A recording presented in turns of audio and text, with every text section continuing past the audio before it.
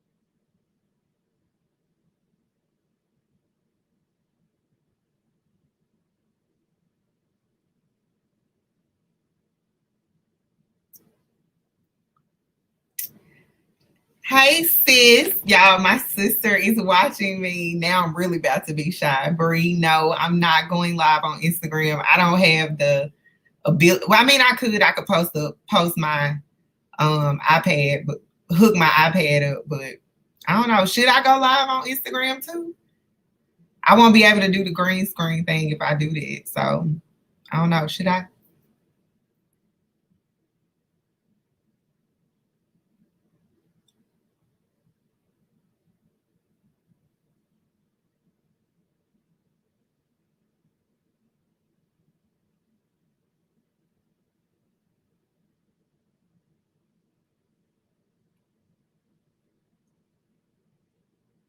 I'm really shy because my sister on here, but I've been begging her to watch me.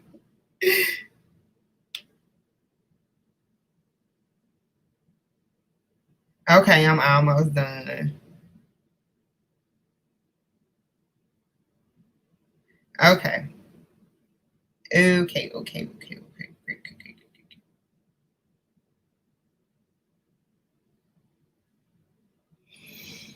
Ah, okay, thanks. So it's easier to interact. Okay, so what you think about the green screen though? Hey, Kayla. Kayla say she tuned in at the workplace. Y'all, Kayla is one of my lifelong friends. So I'm really excited about it. They gonna make me shy. What I tell y'all before, like I can speak to strangers all day long, but when it's people I know and I care about, I get so shy. So Bree, should I try Instagram? If so, let me know so I can I got the iPad right here. I gotta figure out how to set it up, but it's not going to have the it's not gonna have the green screen. Okay, you like the green screen? I mean, I'm saying you like it for Instagram, for the background of Instagram. Let me see what it's gonna look like. Um, 7 people watching across the 3 places that I'm going live. Introduce yourself, say hello. Um, Let me see here. Maybe I'm scared to go. I'm scared to go live on Instagram. Thank you, Al. And I love your outfits. I want the blue one that you had on. So I had made a mental note to go back and look at it. Hey, Miracle. Hey. Hey, Hey, everybody. Okay, let's see about this Instagram. Oh, Lord. Bree got me. I don't like the way it look on Instagram because I look blown out. Maybe if I put it right here. Ooh, there's too many camera screens. I think I might have to try Instagram next time. But it could work though. Maybe if I would have had that iPad stand up, it'll work. Okay, so I'm going to get on into it. I posted on Instagram. Y'all, can y'all share it so people will see? But we are back for part 2 of a very interesting discussion that was had yesterday. We are talking about Ibram X. Kendi's book, Stamped from the Beginning. And we're going to be talking about chapter 11, which is called Big Bottoms. And the discussion that we had yesterday was really good, but it kind of got off topic. But, you know, sometimes that kind of needs to happen. So I'm not mad about it, but I did want to come back and actually talk about the things I wanted to talk about from the chapter to just kind of like stay in the flow of things, because the conversation that we were having about the church and about how scripture was manipulated and all of that, that was a great conversation that I do want to have, but I want to have it when we actually get to that book, which is the next book. So in order to get there, I got to kind of finish this. So I want to just come back on and talk about Sara Baartman, because she's like the main focus of this chapter. Her story is, or really the main takeaway. A little background on the book. This book is a historical account of how racist ideas developed in America and how they have sustained themselves since America became America. So this is really, it's almost like a history book. It's very much giving me college, right? Like this is not something that most people just gonna pick up to read for their enjoyment. But although it looks intimidating, it's really an easy read. The way the chapters are put together, it's very easy. And I hate to say entertaining, because this kind of material is not entertaining, but I will say that it's thought provoking and it's conversation material. So it's really, really easy to read. Don't be intimidated by the thickness of it. There are, I think, 35 chapters in this book, and we're only on 11. That just goes to show like how crazy everything's been with trying to 37 chapters, 37.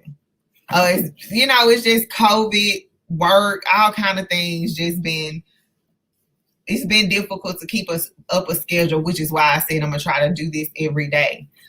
So just to get started, I talked yesterday. We got into a little bit of the religious part of this book. This book does cover Christianity, and in particular how it was manipulated to keep enslaved African people submissive. And so, as you can imagine, if you weren't here, as you can imagine, that kind of sparked a conversation in itself. So I want to just make something clear that, and if it's coming off that way, that this book club, this talking about what's Black people are dealing with, it's not to make a debate about whether or not Christianity is something people should be following or not. Like, that's not what this is. This is really showing and bringing light to some of the issues that we don't talk about, but that are so prevalent in culture right now. And it just so happens that white supremacists were Christians. And so when you get to start having that conversation, it's so personal for so many people that, it turns into another thing. And also because I started this whole endeavor, this project, this journey, whatever you want to call it, I started it because of a breakthrough, if you will, in my own life spiritually. So that's kind of why I also talk about that a lot. But this is as a whole, my goal with this is to get people to see, to understand what anti-blackness is, to understand that you don't have to be white to be anti-black, and to also connect the dots between what has historically happened to Black Americans and to what is continuing to happen today. But we are overall a lot less activated than those before us. Like, the work is being done, but we are it's not the same as it was back in the day. And though, like, you would think that it would be like, it would be more people would be truly working in the area of trying to figure out solutions for this. So if you don't mind, again, please like this video, share it with your audience, and also in the comments, let me know if you have ever heard of Sara Baartman. If you know anything about her, what do you know about her? Or what have you heard about her? Can you put that in the comments just so I can gauge where we are? But chapter 11 starts on page 135 in the book, and Baartman came up in this chapter as the author was talking about the international slave trade coming to an end. And so what that meant was that people could no longer, they could no longer get slaves from Africa. Okay, so Bree says that she's seen pictures, not so much her story, but I do know she was on display. Okay, and Alexandra says she's never heard of her. Okay, so thank y'all for letting me know that. But so this is gonna be good. This is gonna be good. I know for a fact y'all will learn something new, and it's gonna give you something to think about. So she came up in this chapter as the international slave trade was coming to an end. So the author brought up her story. She was a woman from South Africa. He brought up her story to just kind of show how there wasn't just perceptions being had of Black people in America, that this was now a European thing too, that Europeans were learning about Black people through America and through slavery and through the things that all the literature and stuff that was coming out at the time. So you had a lot of explorers and a lot of scholars and a lot of philosophers. And so they were all creating these works of art, whether it be writings, whether it be photos, drawings, portraits, those type of things. They were creating these things depicting Black people or trying to tell the story of Black people. And so he brings Sara Baartman in to just show that this racism existed beyond American borders. So she was, again, a Black woman from South Africa. I'm going to show y'all something, her photo here. Well, this is a photo kind of depicting, or actually depicting what they did to her.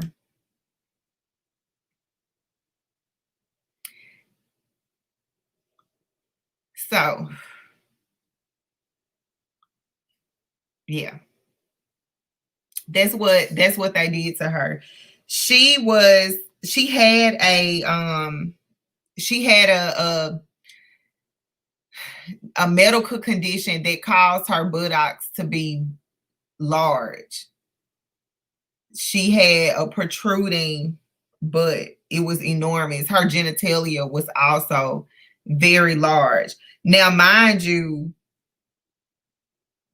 we were already looked at as animals. Like Black people were already viewed as animals. I've shared facts and data accounts from this book, this historical account of slavery and racism that demonstrated how white medical thought leaders, white doctors, healthcare practitioners viewed African people as part animal. That we talked about it yesterday. Like there was how they were counting Black people, that we were not seen as a whole human being.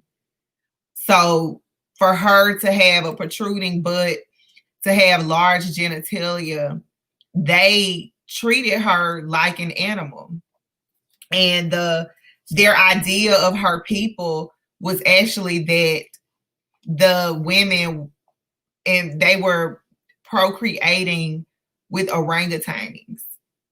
This is what was said, and this was the belief of that time. So her life story begins in Africa, and it's a lot of I don't know how this is a debate. I don't know how it's a debate, but it is a debate about whether or not she agreed to be part of the freak show. So she was actually forced, because I don't believe a slave can give consent, and she's illiterate. She didn't know the English language. She was forced to be part of the Hottentot Venus show, which was an exhibit where for 5 years she was on display. Just as you see here, this is a depiction of her during the show. I'm gonna scroll up because there's another photo, and I'll tell why Beyonce is part of that too. So there's another depiction of her.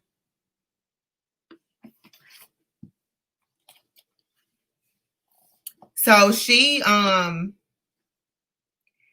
was on display. She was in a cage for 5 years, and people actually poked her through the cage. They poked her. They picked at her. It was as if they were watching an animal.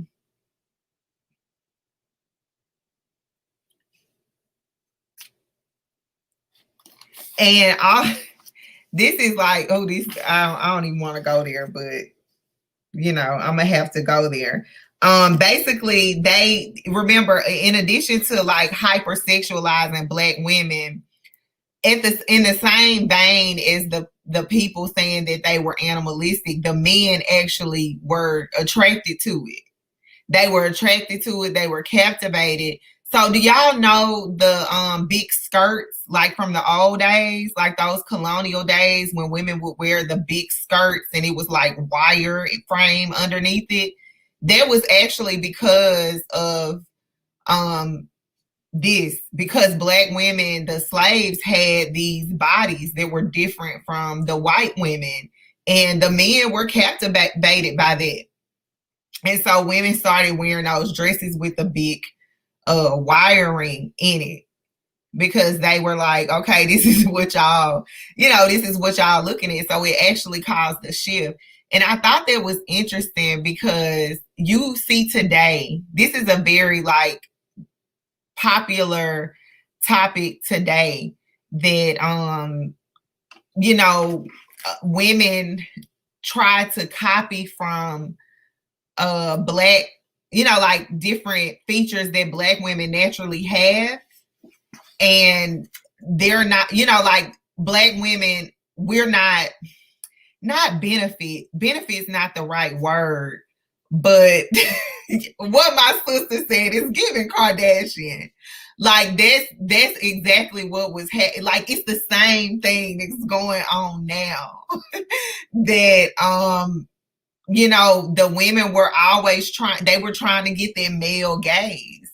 So the Black women were getting it because their bodies were different. And these men who also, like, you're saying they're animals, but you were sexually attracted to her, like, make that make sense. Is she human, or is she an animal, or is something wrong with you?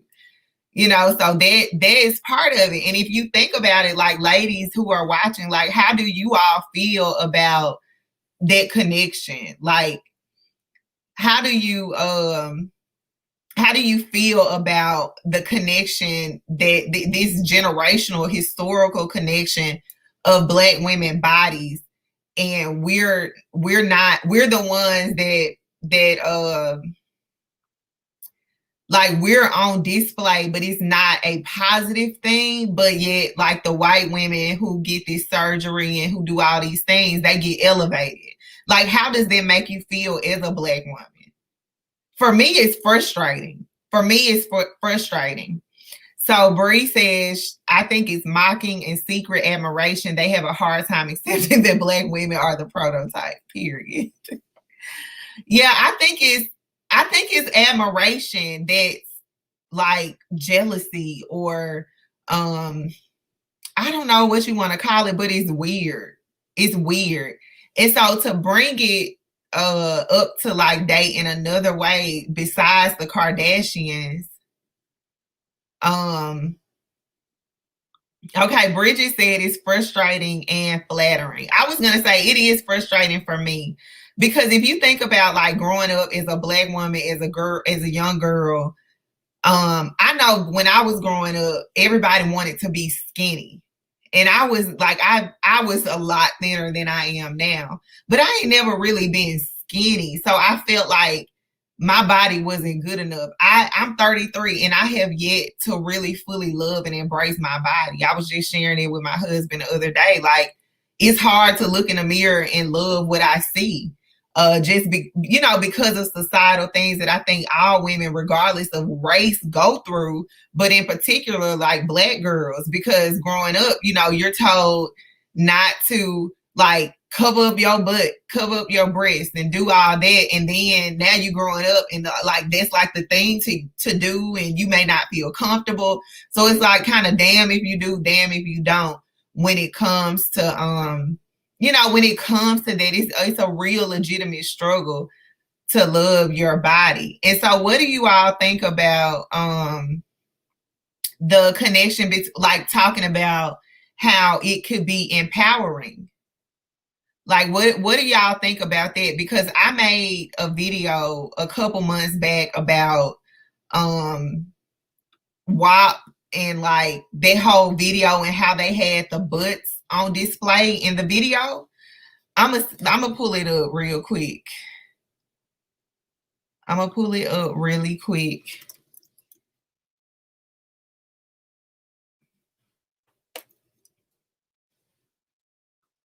Y'all can see I was looking at it like, wow, female empowerment. Time tracking is fun. So yeah, like that's why we designed Connect Team's time clock to let's get through this ad. Okay, so just look at the beginning of the video. I'm not gonna play the whole thing.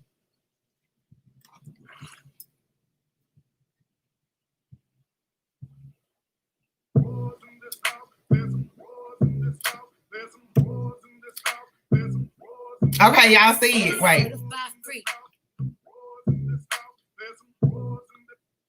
Okay, so to me, when I saw this in that video, and I know like I'm not trying. This ain't about Cardi B and Megan Thee Stallion. It's not about them. It's about the concept. So like when I saw the video and I saw that like as if it was a museum, literally the first thing that came to my mind was Sara Baartman, because I'm like, wait, I thought we were upset about that happening to her. To know that she was treated as an animal, a caged animal. She was poked and prodded. And then what actually ended up happening is these rich men, the elite, the rich men and women, actually the elite people in Paris, began to have her at their homes for private shows where she's in a cage in their home. Like she's not protected. Nobody's protecting her. I don't even want to imagine the things that was done to her. In these homes, at these parties and things like that. And so I'm just wondering, like, if you can you see the connection? Like, can you see the connection between her body being on display because of her butt and her genitalia back then as part of a freak show to now it's not it's not European men forcing anybody to do it, but now women are doing it themselves. In particular, this video. Does it matter? Like, am I reaching or is it something there? Like, I don't believe that you can kind of I don't know that you can. I don't know. I know what I'm trying to say, but I don't want to say the wrong thing. It's just, to me, like, I can't imagine. I don't want to complain about what was done to us and then go and do the same thing.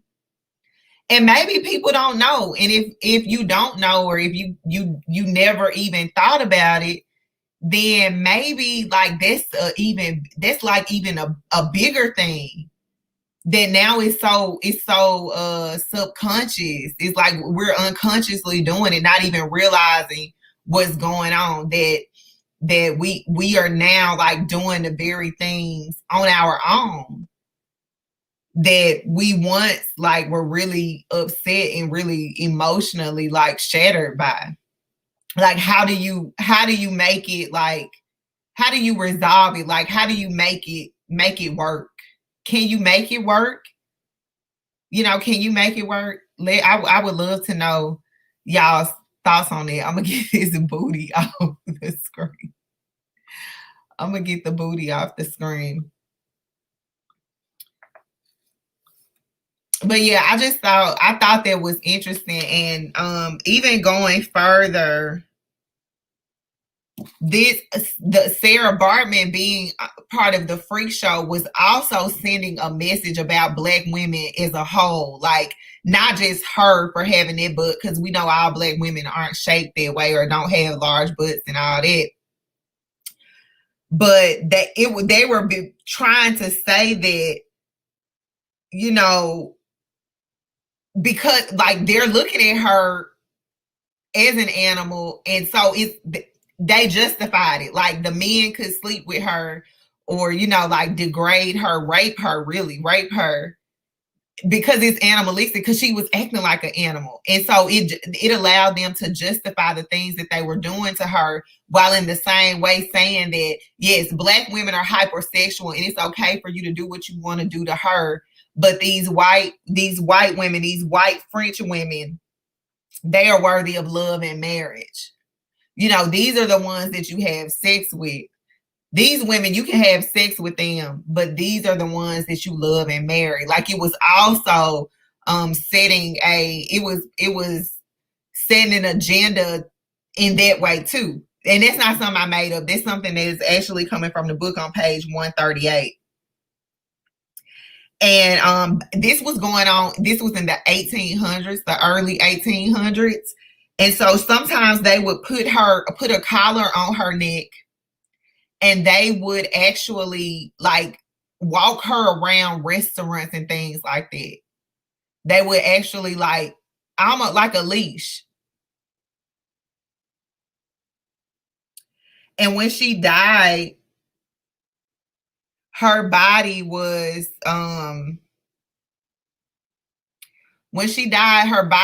dissected. You know, like how you dissect the frog, like how everybody dissected frogs in high school. They actually dissected her body, and they put her I'm gonna read you an excerpt from the book. I wish I could show y'all that. The autopsy, they gathered that she maybe had died out of because of pneumonia, but no Black woman really was the main subject in any obituaries until her death. And so one of the scientists, who he believed that God created Black people separately, like Black people were a different species. And that species went on to Africa. That was this man's belief. He secured her body, meaning he purchased her body or whatever, however he got it, and he dissected her. So he cracked open her chest wall. He studied her buttocks. He cut out her genitals, and he preserved her genitals. He preserved her genitals, you know, like in the jars. Like he cut out her genitals and did that after this woman had been paraded for 5 years. Yes, Brie, I know exactly what you're talking about, the Human Zoo documentary. And I'm actually going to show I'm going to show a little YouTube clip about Sara Baartman, because there was a museum display for her and they were, you know, sharing her life. Oh, you talking about the pneumonia thing. Like, right. Nobody really ever knew. Nobody really ever knew. They just suspected that she died from AIDS, just like they never knew whether or not she consented to the show, to the freak show. You can't consent or sign a contract if you're illiterate. So there's no consent. And it makes me mad when I see that in certain like news articles or like certain pieces that have been written. They're like, oh, the question remains whether or not she was forced. Like, how is that a question? She was definitely forced. Who would do that willingly to themselves? Who would do that? And then I also want to touch on a mental health aspect of that while we are here. Early in her life, she did have a baby, but her baby died after childbirth or during childbirth. So you talking about a woman who has lost the child. Her fiance was killed because he was really her only protection. I'm going to share a resource in the description or in the comment box of this lecture that I watched about Sara Baartman, so you all can learn more about her outside of this video, but outside of this discussion. But she had a fiance. They murdered her fiance. Her baby died. Then she becomes a slave, part of a freak show for 5 years, having a collar on, you know, being paraded, being raped, all of these things. And you think about no mental health care during that. No health care, no mental health care. Could you imagine her mind? Could you imagine what it was like for her just to exist? Like, could you imagine like what that was like for a person? And so this is why it's so important that we talk about these things, that when we learn something new, we share it and we try to get people to see that this is bigger than protests about police brutality. That is just one of the minor issues that's affecting us, because in order to look at the state of our community, from generational wealth to police brutality, criminal justice, all of that, you have to go to the root of those things. And the root of it is racism. Oh, hold on, y'all. Hold on, y'all.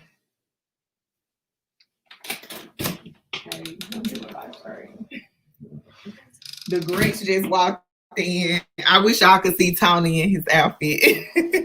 He's the Grinch.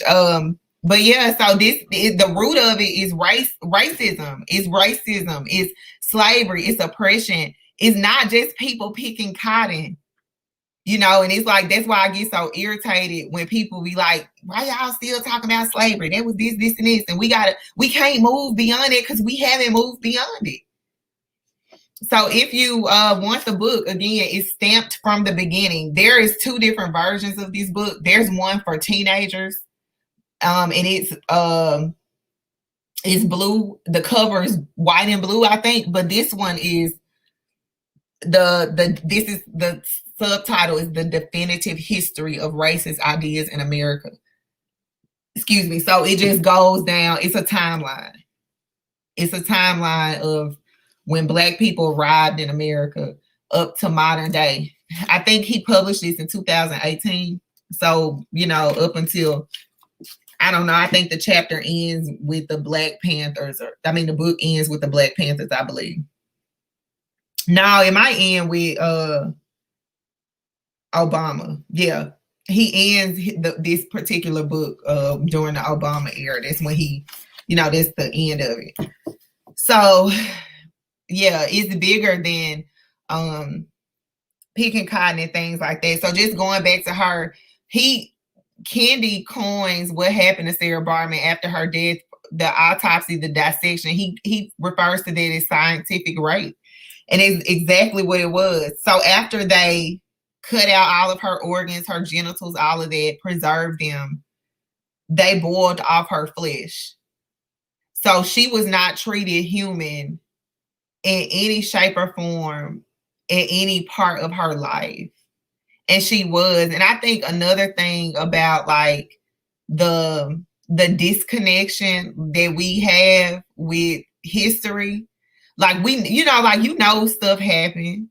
You may have heard of somebody or watched a documentary or did that, but there's so many like small things that just make you make you sad and make you really understand just how evil like the evil of racism. Like it's really evil. And it's just like it's always mind-boggling and baffling that people are afraid to like call it what it is. Because we don't really have an issue calling anything what it is except when it comes to this. You have a very small pocket of the internet, of the world, of activists, of people who are really, really committed to it. And it's a sad thing.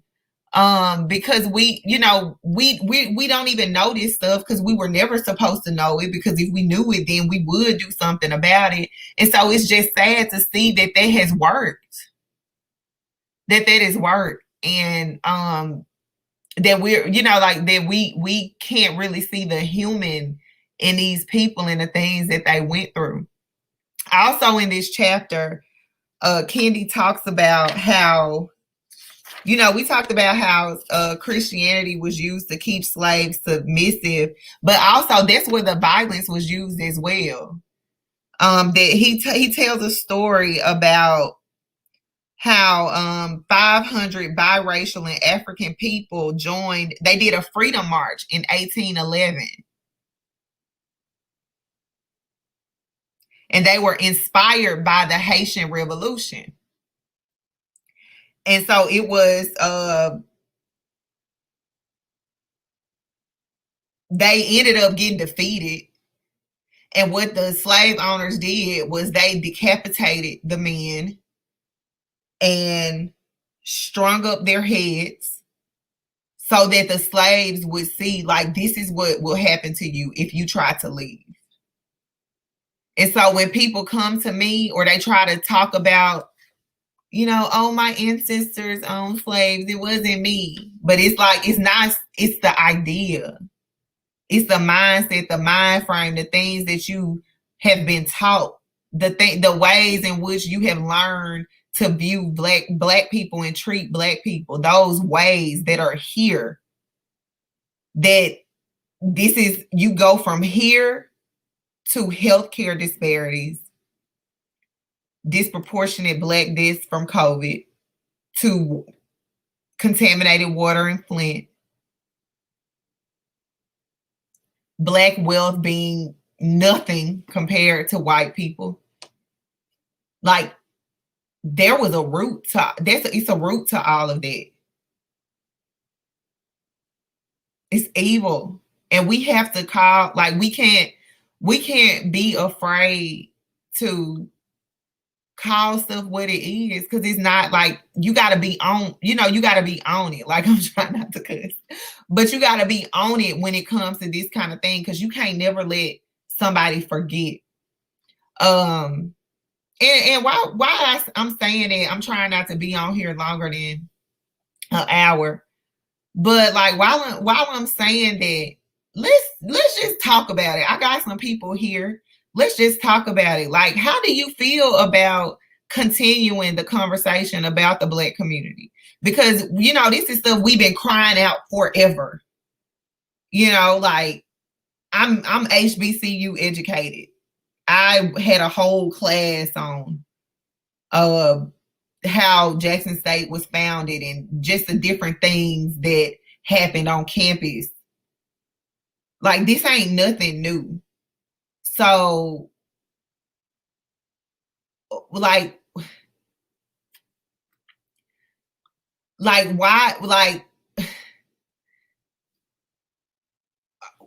why do we have to stop talking about, like, it's almost like we're getting penalized, like people get penalized for keeping this at the top of folks' minds.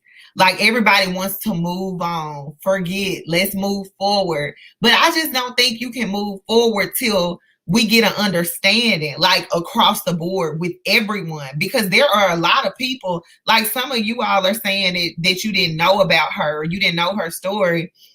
And so, and y'all, you know, like, we're Black. Y'all know white folks don't know this. So you can't, like, you can't really, it's no, you know, like, you can't not talk about it because we still here.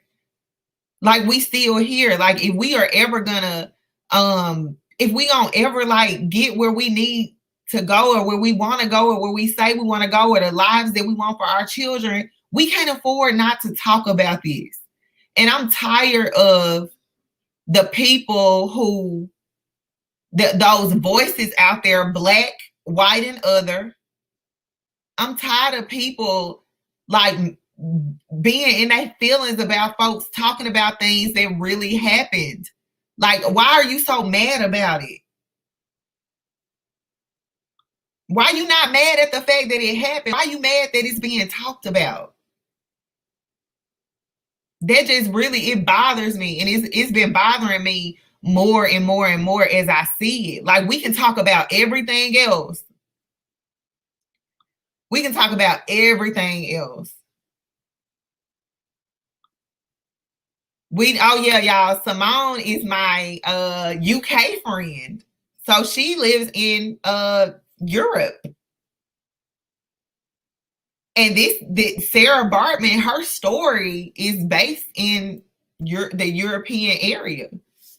So I'm sure you have a great perspective. We'll have to, I told my sister I was gonna have her come on too. So maybe we can do like a group discussion thing. But I'm just wondering, like, why are folks mad at the people who are talking about it and not the fact that it happened and that energy? Like, why you can't have that same energy for the white supremacy? Why you can't have that same energy for the fact that the government created this? Like, your energy is misplaced.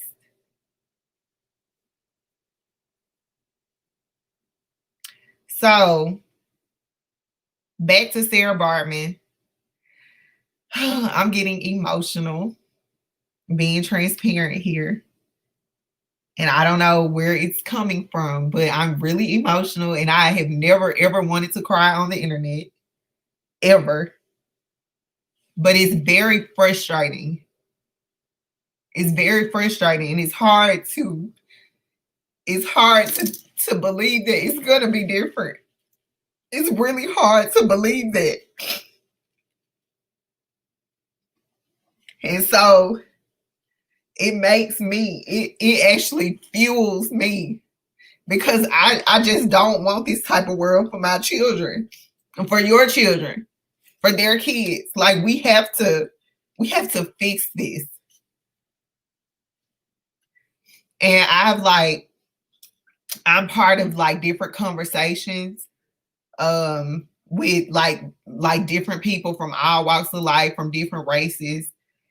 And you know, like, I get really like amped up, you know, I get really amped up about this issue. And a lot of people tell me, you know, like, Jessica, you're trying to do what you know, like, you have to give that to God. You know, I can't even count how many times I've heard that. I can't even count. Like, I can't even like keep tabs on the number of times where, you know, I have been told that And it's like it's in me. Like I want to get it out. I need to get it out. I want people to like can we band together?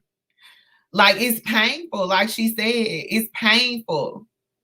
And it's like I would love that.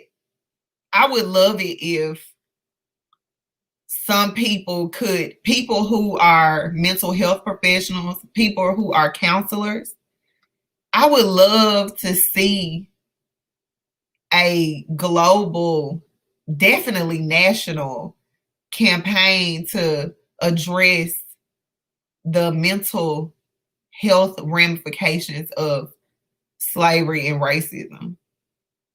And to tell people why saying give it to God is not enough. Because if you think about it, like I said yesterday, like I have always said, I have given it to God my whole life. So then what? Then what?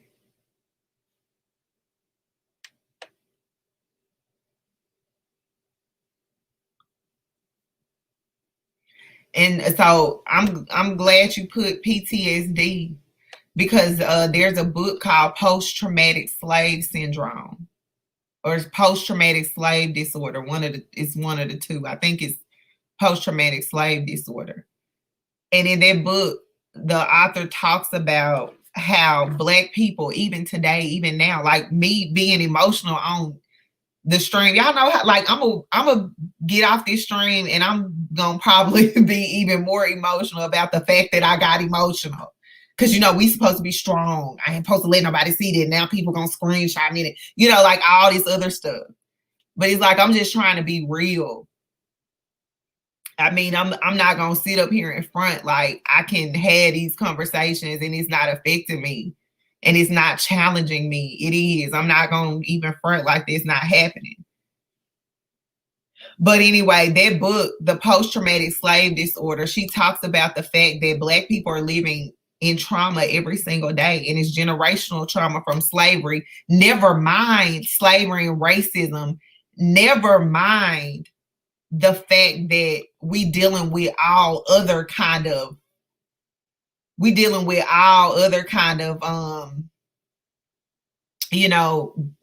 things, never mind that.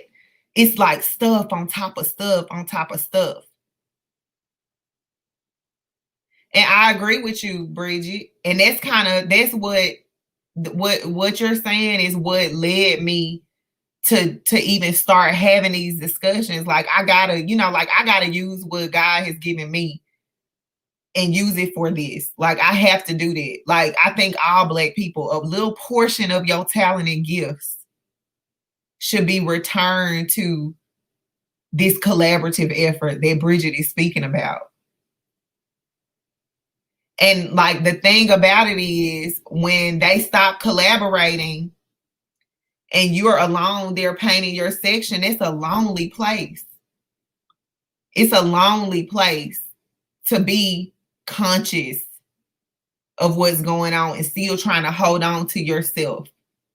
That's a very lonely place because like Bree said earlier, we bury the pain.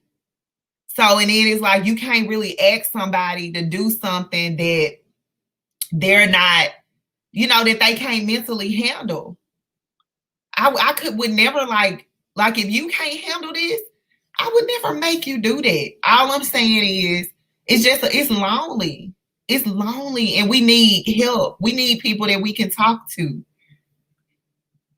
But I think what really like made me emotional was just thinking about Sara Baartman and the fact that she was a woman, that she was a young woman. I'm sorry, I hit the wrong button on my screen. I hope I didn't go out just there. But yeah, over the fact that, she was a young woman. So remember, the person that going back, because I'm kind of going off topic and I got about 10 more minutes. Going back to the scientists that secured her body. his conclusion, and I'm reading this from the book. This is page 139. He claimed, so after they boiled off her flesh, they assembled her bones into a skeleton on the table. They put her back together after they took away her organs, her genitals, burned her flesh. They got her bones and made a skeleton. And from there, he said, well, he added her remains to his collection.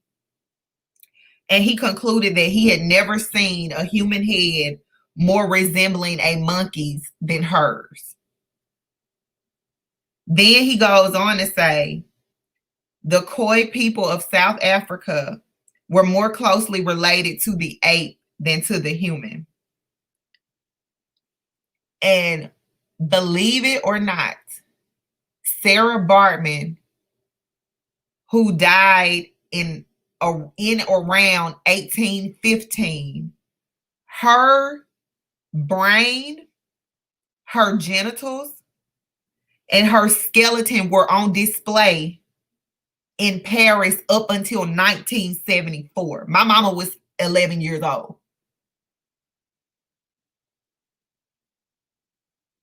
She died in 1815 and was on display until 1974. So what they tell you? Y'all think they didn't know what happened to her, where she came from, and the fact that she was on display till 1974? I was born in 87.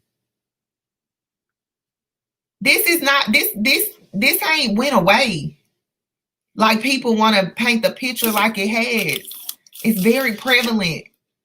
I think we get caught up in like living in our own bubbles that we don't realize it's a world around us. It's so many people in the world. We barely get a drop in the bucket.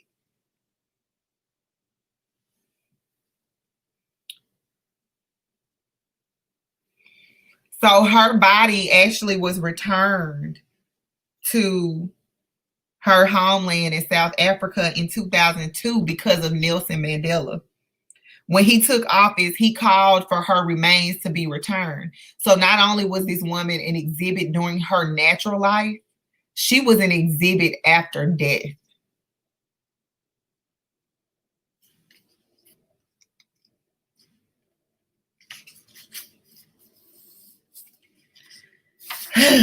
So, yes, it's not been progress.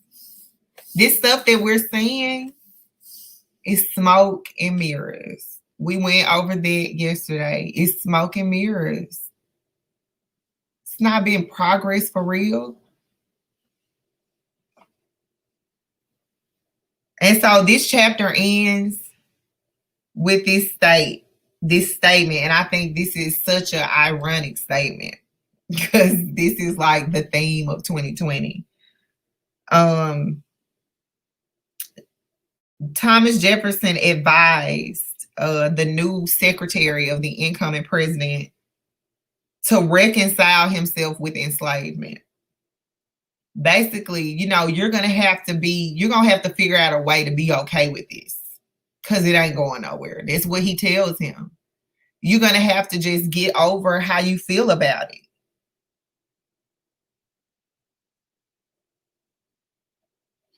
And this secretary was coming to him to say, look, we need you to speak out against this. We need to tell people this can't be happening. And he was like, no, you need to find a way to deal with it. And I think that's probably what a lot of white people hear, because that's certainly what I hear. You got to find a way to deal with it. And he goes on to say, promote emancipation in a way that does not offend anyone. So again, it was never about the slaves, the Black people. It was always about the oppressors, making them comfortable with what post-slavery life could be. You got to make them comfortable with it. Meanwhile, we talking about humans who got a natural birthright, right? So I thought that was a very ironic statement to end that chapter. And so I just want to end it here. We did part 2. my goal, I'm not going to probably be able to come back on again until Friday. And I may not even be able, I may not do it Friday. I may just wait till Monday.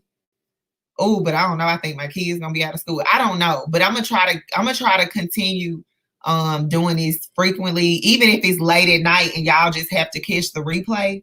I want to get this done. Like my goal, my New Year resolution.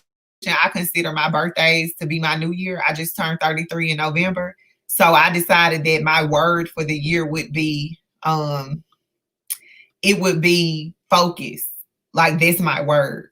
So thank you, Bree. I assume that means you've enjoyed it. That's my little sister, y'all.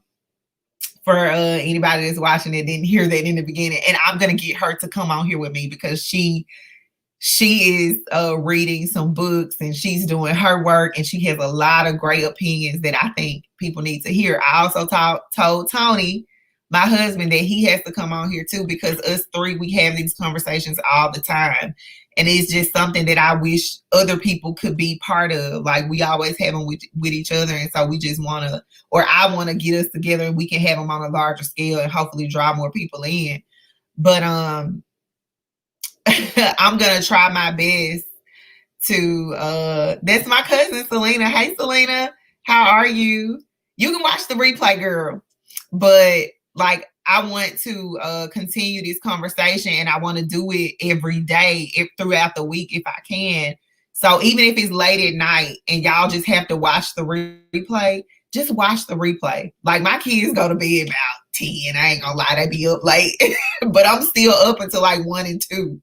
So I'm gonna try to like do these, even if it's late at night, just to keep up the consistency so we can move on and get to the next book and continue to have these conversations, because the next book, hey RC, then RC also talks about a lot of these things. Actually, RC, I don't know if you saw it, but I referenced WAP. That's kind of what I was talking about, Sarah Baartman. So if you go back and look at that, I know you have a lot to add on that topic. But I want to have these, so even if it's late, y'all, just watch the replay, please. I'm trying to get through this book. The next book is The Color of Compromise, and it's about the American church complicity in Christianity and the American church's complicity in racism. So I have a pastor that has agreed to do interviews with me. So we'll be talking about this. This is going to be a great time for you to get all those questions out and just really talk about it. Like we can't, we talked about it before, like this stuff has been so hush hush and it's really detrimental. You know, like you can't heal something that you're not talking about. And a lot of people are not, you know, like people are really afraid to talk about it. So those of us who have a little bit of boldness, if we just share our story and share our opinion and share our feedback, you know, that could be a change in somebody else's life. So thank y'all for tuning in. Please be sure to follow me or like my Facebook page, subscribe to me on YouTube, wherever you're watching this. Make sure you are connected with me so you don't miss the next stream. Again, we're discussing Stamped from the Beginning by Ibram X. Kendi. This was the conclusion of chapter 11. Tomorrow, hopefully we can finish up this section, because I don't think y'all have the book anyway, so it's not gonna matter. So just as fast as I can read about 5 chapters, I'll read it and pull the best parts out just so we can get through it and start with the other book, because I think that's going to be a good one that most people are going to be engaged with, whether they mad about it or happy about it or intrigued by it. So I just want to go ahead and finish this up before January. So thank y'all again for tuning in. I really, really appreciate it. Don't forget to follow me. Don't forget to like this video and share it. And I will see you all next time, hopefully tomorrow, God willing. Bye.